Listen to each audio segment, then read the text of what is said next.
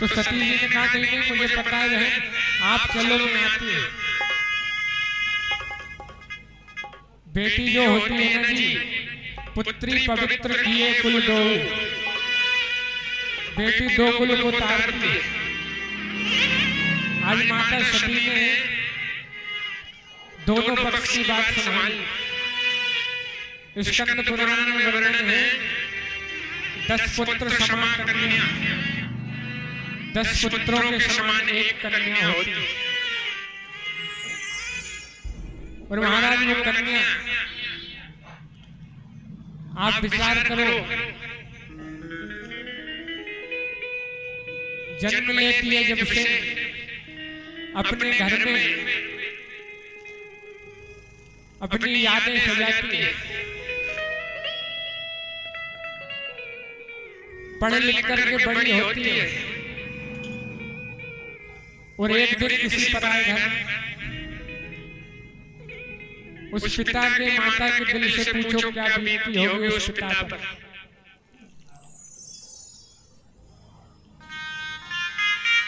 बेटी को इतना पढ़ाया, इतना लिखाया, और महाराज एक दिन उस बेटी को वो पराये घर विदा कर देता। आधी रात को अगर पिताजी आए ना काम पे से, तो एक बार मां नहीं उठेगी, भाई तो उठता ही नहीं है आज के जमाने में। पर वो पुत्री होती है जो आधी रात को भी पिता को भोजन करा देती है। पिताजी आपने भोजन किया नहीं किया, वो बेटी होती है महाराज। आजकल लोग गर्भ में अगर पता चल जाए ना कि बेटी है तो गर्भ में ही मान लेते। तुम भगवान से डरना रे भैया, तुम्हारा होगा क्या। एक पिता चाहे कितना भी कठोर हो, जीवन भर आंख से कभी उसके आंसू ना निकला,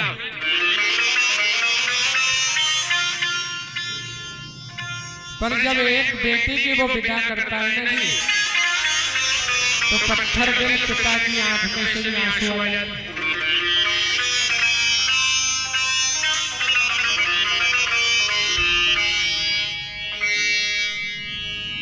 वो बहन होती है, माई की ससुराल जाकर के भी वो भाई की, पिता की चिंता करती है।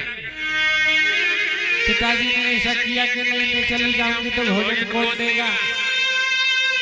महाराज वो पुत्री होती है,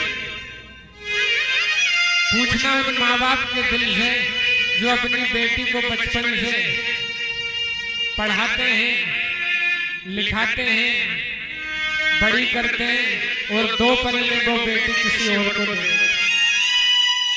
क्या बीतती होगी उन माँ बाप के दिल में।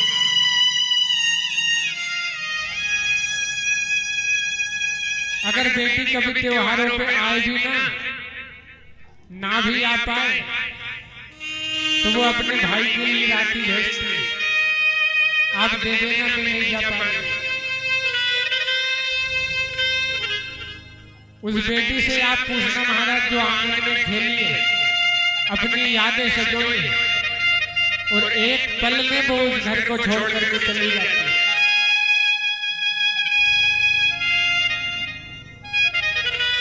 महाराज वो बेटी होती है,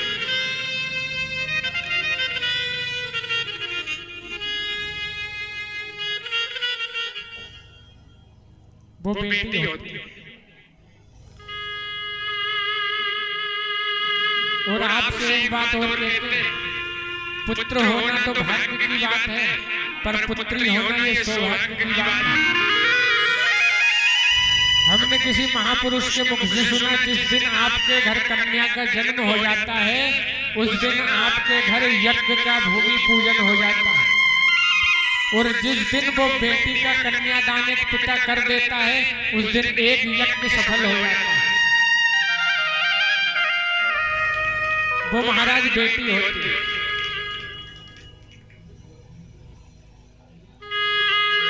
अरे बिटिया ससुरा में रही हो तू चांदवन के।